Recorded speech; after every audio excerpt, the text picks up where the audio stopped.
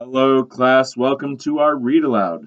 Today I will be reading to you a book called The Lowell Mill Girls. We will be reading two sections today, and then we will also be reading more sections on Tuesday, Thursday, and Friday until we finish the book. Okay?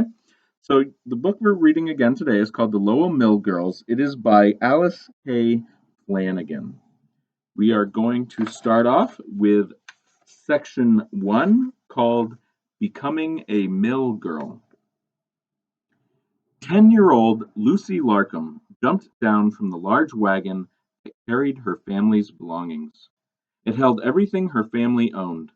She and several of her siblings had arrived safely with their mother in the busy town of Lowell, Massachusetts during the summer of 1835. Mrs. Larcom had been hired by a textile mill to run a boarding house where young women could live while they worked in the mills making cloth. At that time, Lowell cloth was sold and shipped to every part of the world. As a boarding house keeper, Mrs. Larcom's job was to buy food, prepare meals, and take care of the women living there. She had been lucky to find work. After her husband died, she was left alone to care for the youngest of her 8 children still living at home. The Lowell textile mills offered women like Mrs. Larcom a chance to provide for their families as well as educate their children.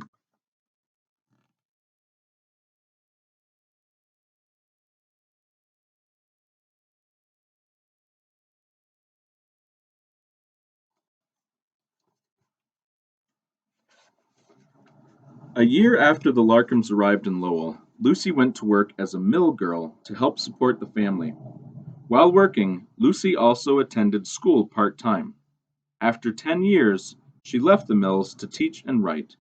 Years later, she became a well known author and poet. At a time when most women depended on men to take care of them, earning her own money was quite an accomplishment.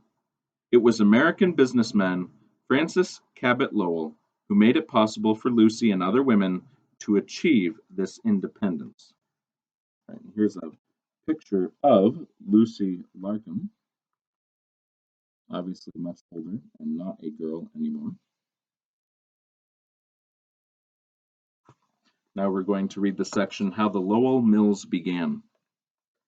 In 1813, Francis Cabot Lowell and other investors, including Patrick Tracy Jackson, Paul Moody, and Nathan Appleton, formed the Boston Manufacturing Company and opened a textile mill on the Charles River in Waltham, Massachusetts. It was the first mill in the United States to use machines to turn raw cotton into finished cloth. Several New England textile mills spun raw cotton into yarn. However, none of them used machines to spin yarn and weave cloth in the same factory. Here's a picture of Nathan Appleton.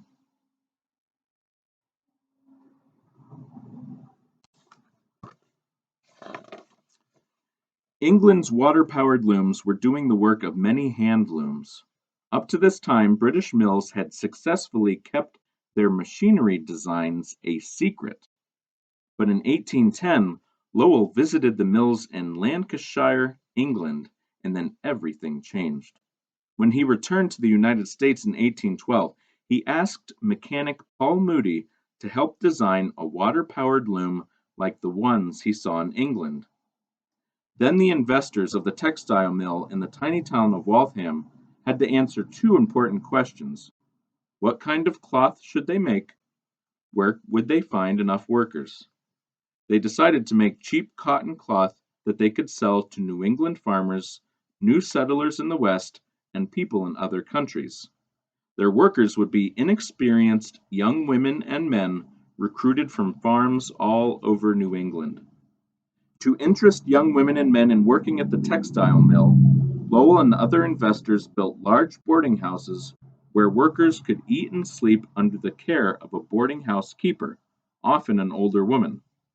The mills offered wages that were better than women could earn as domestics or teachers, which were among the few jobs available to them at that time. And they paid their workers in cash at a time when most farm families had very little cash. Here's an example of a New England farm.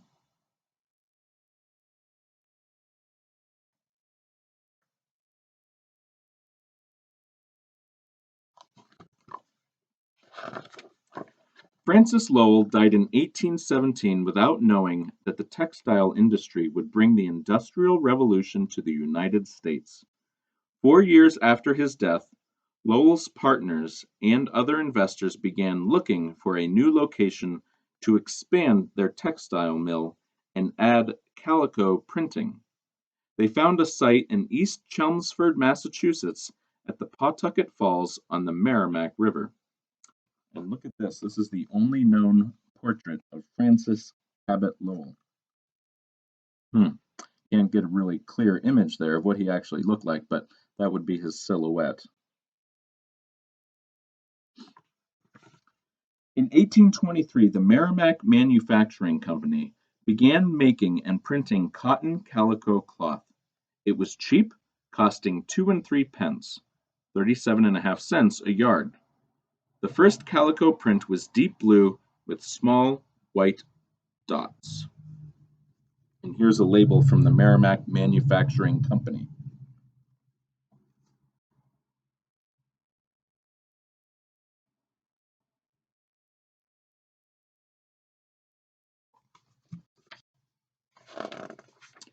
In 1826, a new town with 2,000 people was incorporated and named Lowell in memory of Francis Cabot Lowell. 20 years later, the town of Lowell had a population of nearly 30,000. There were 10 large textile companies with 12,000 workers, mostly women. The city of Spindles, as it was called, was by then the second largest city in Massachusetts. And here's an engraving of Lowell Mills on the banks of the Merrimack River.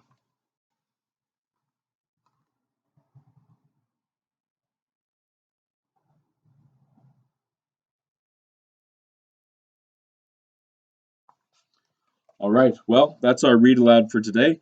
I will read more sections to you in the coming days. Make a great day, everyone.